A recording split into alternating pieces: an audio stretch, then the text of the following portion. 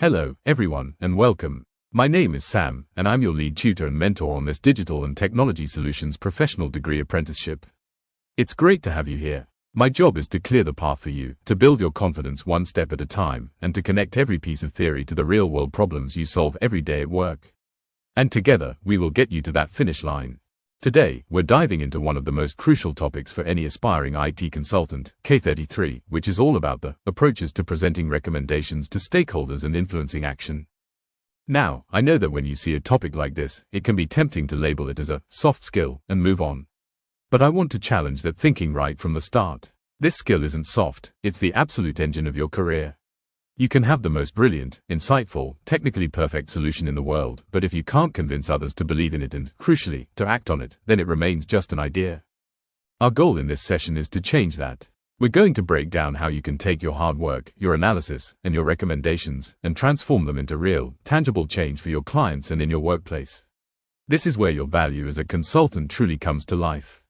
So, let's get started. Right, let's start by doing what we always do, demystifying the complexity. The official title sounds a bit dense, so let's break it down, word by word, to understand what we're really talking about. First, approaches. The plural here is important. This isn't about finding one single, magic script that works every time. It's about building a toolkit of different strategies. You wouldn't use a hammer to fix a software bug, and you won't use the same approach for every stakeholder. We need flexibility. Next, presenting recommendations. This is the core act of communication. It's about taking your solution, which might be complex, and translating it into a clear, compelling, and persuasive message. It's about telling the story of your solution. Then we have the word stakeholders. Who are we talking about here? In short, everyone. It's the senior manager who holds the budget, the technical team who has to build and maintain the solution, the end users in the finance department whose daily jobs will change, and even the external customer who might be affected. A huge part of your job is identifying all these people and understanding what matters to each of them. And finally, the most important part, influencing action. This is our finish line. It's not enough for a stakeholder to nod their head and say, "That's a nice idea." We need them to commit resources, to sign off on the project, to champion the change, to do something. Influencing action is the difference between a report that gathers dust on a shelf and a project that transforms a business. It's about moving people from passive agreement to active, energetic commitment. So, we know what it is, but let's spend a moment on the why. Why is this particular knowledge area so critical for you as an IT consultant? Think about it this way: a brilliant, game-changing recommendation that is never implemented has an impact of zero. All your hard work in analysis, in data gathering, in solution design, it all leads to this moment. This is the skill that unlocks the value of everything else you do. It's the bridge that connects your deep technical analysis to tangible business value. More than that, this is how you build trust. When you can clearly articulate a recommendation, anticipate concerns, and guide a diverse group of stakeholders towards a positive outcome, you stop being seen as just a tech person. You become a strategic partner, a trusted advisor. This is the person clients and managers turn to not just for technical answers, but for business solutions. And I want to touch on something I know many apprentices feel at some point: imposter syndrome. That little voice that says, "Am I technical enough?" Mastering the art of influence is one of the most powerful ways to silence that voice. Why? Because it proves that your value isn't just about knowing the most code or the deepest technical specs. Your unique value is in your ability to be that translator, that connector, that person who understands the business problem so well that you can guide the experts to build the perfect solution. When you influence action, you are demonstrating your value in the most visible way possible. Okay, let's get into our toolkit. Our first approach is a foundational one I call the options matrix. The guiding principle here is simple: never walk into a meeting with just one solution. Why? Because that forces a yes or no decision. It can feel like an ultimatum.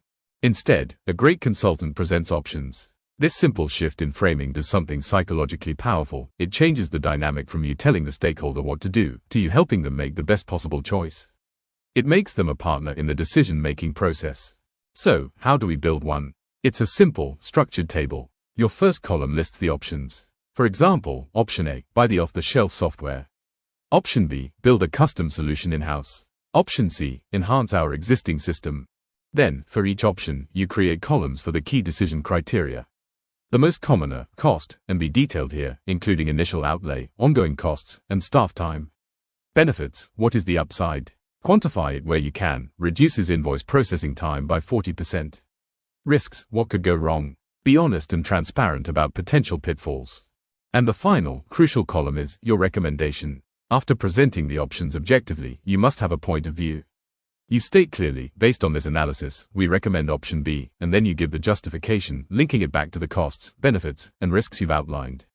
This approach shows you've been thorough, you've considered alternatives, and you've based your recommendation on evidence, not just opinion. Our second approach appeals to a different part of the brain. The options matrix is logical and analytical. Storytelling is emotional and persuasive. Remember, we're dealing with human beings, and humans are wired for stories. Data and statistics are important, they provide the proof, but it's the story that makes the data memorable and compelling. Your job is to be the storyteller who translates a dry business problem into a relatable human challenge. Let me give you a simple but powerful structure you can use. First, every story needs a hero. In our world, the hero is the client, the business, or the specific department you are trying to help. It's not you. Next, the hero has a problem. This is the before picture. Don't just say, the process is inefficient. Tell the story. For example, right now, our sales team, our heroes, are battling a monster. That monster is manual reporting. Every Friday, they lose 4 hours each, a total of 40 hours for the team, wrestling with spreadsheets just to tell the business what they've already done. Then comes the turning point. This is your recommendation, your solution. It's the magic sword you're giving the hero. But what if they had a new tool? An automated dashboard that pulls all the data in real time. And finally, every good story has a resolution. This is the after picture. The better future state you are promising. With this dashboard, the team gets those 40 hours back. That's 40 more hours they can spend talking to customers. Based on our numbers, that could lead to a 15% increase in client meetings and a significant uplift in revenue. Do you see the difference? We used the same data, but we wrapped it in a narrative. Suddenly, it's not a technical upgrade, it's a story about empowering the sales team to win. That's how you persuade. Now, both the options matrix and the storytelling approach rely on one critical prerequisite: you must understand your audience. You can have the best structured argument and the most compelling story, but if it doesn't resonate with the person you're talking to, it will fail. You cannot influence someone you don't understand. So, before you even think about building your slides, you need to do a stakeholder analysis. It doesn't have to be a massive document. Just take a moment to think through the key people who will be in that room, and for each of them, ask 3 questions. First, what do they care about? What's the currency? The Chief Financial Officer, the CFO, cares about return on investment and profitability. The head of IT cares about security, stability, and how this new solution integrates with existing systems. The user on the ground cares about whether it will be easy to learn and if it will make the day-to-day job less frustrating. You need to frame your recommendation in their currency. Second, what are the potential objections or fears? Try to get inside their head. What will they be worrying about? The CFO will worry it's too expensive. The IT team will worry it's a security risk. The users will worry it's another complicated system they have to learn. By anticipating these objections, you can build the answers directly into your presentation, showing that you've thought it through from their perspective. And third, how do they prefer to receive information? Is your main stakeholder a big picture person who just wants a one-page executive summary? Or are they a detail-oriented person who will want to see the full spreadsheet? Tailoring your delivery medium is just as important as tailoring your message. This is a big one. You've delivered a brilliant presentation, but then a hand goes up. Someone has an objection. Your first instinct might be to feel defensive. I want to encourage you to completely reframe that feeling. An objection is not a sign of failure. It's the opposite. It's a sign of engagement. The person is listening and thinking critically. Silence is far more dangerous than pushback. The key is to have a strategy for handling these moments calmly and professionally. Here's a simple 4-step process you can remember. First, listen. And I mean, really listen. Don't interrupt. Don't start formulating your answer while they're still talking. Let them state their entire concern. Use active listening cues, like nodding, to show you're taking it seriously. Second, validate. Before you respond, validate their point. This is a crucial step that many people miss. You don't have to agree with them, but you must acknowledge their perspective as legitimate. Simple phrases like, "That's a really valid concern," or "I can see why you'd be worried about that," are incredibly powerful. It shows respect and immediately lowers any tension in the room. Third, clarify. Before you jump to an answer, make sure you understand the real issue. Ask a clarifying question. If they say, "It's too expensive," you might ask, "That's a fair point. To help me answer, is your main concern the one-time setup cost, or the long-term subscription fees?" This ensures you're solving the right problem. And finally, respond. Now you can address their specific, clarified concern, using the evidence you've prepared. And whenever possible, pivot your response back to a benefit that you know they care about. While the initial cost is higher than option A, our analysis shows the efficiency savings will deliver a full return on investment within 18 months. For your portfolio, K33 is about demonstrating that you can influence a decision, not just record one. We use the STARR method. Situation: the client needed to replace a legacy CRM system that was slowing down sales, but the board was hesitant about the high cost of replacement. Task: my task was to recommend a suitable replacement and influence the board to release the budget. Action: I avoided just sending a technical spec. I created a clear options matrix evaluating, do nothing, build custom, and buy STARRs. I used storytelling to describe the day in the life of a frustrated salesperson to build empathy. Crucially, I tailored the pitch. For the CFO, I focused on the cost of lost sales, ROI, and for the CTO, I focused on the API integration capabilities. Result: the board approved the buy option immediately. The project was initiated the following week. Reflection: I learned that visualizing the cost of inaction was far more persuasive to the board than simply listing the new features of the software. I will use this risk-based approach in future pitches. If you are doing your major project, K33 helps you structure your final report and presentation. This is where you justify your work. In your recommendations or business case chapter, do not just state what you did. Use the options analysis technique we discussed. Show that you considered option A, do nothing, and option B, alternative solution, before settling on option C, your project. Provide the justification. I recommended this solution because it offered the best balance of cost, time to deploy, and quality. This is also how you should handle your professional discussion or viva. When the assessor asks, why did you choose this technology? Answer directly with your logic. I weighed it against X and Y, and chose it because of Z. This proves you can act as a professional consultant who thinks strategically, rather than just a developer who follows orders. Before we wrap up, I want to discuss a crucial aspect of this topic, the ethics of influence. The techniques we've discussed today are powerful, and with power comes responsibility. There is a fine line between persuasion and manipulation, and as a professional IT consultant, you must always be on the right side of that line. Your entire career will be built on a foundation of trust. If a client trusts you, they will listen to your advice, give you more responsibility, and recommend you to others. If that trust is broken, it's almost impossible to get back.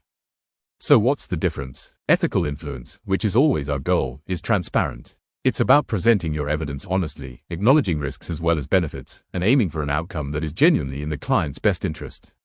It's about creating a win-win. Unethical manipulation, on the other hand, is about winning at the client's expense.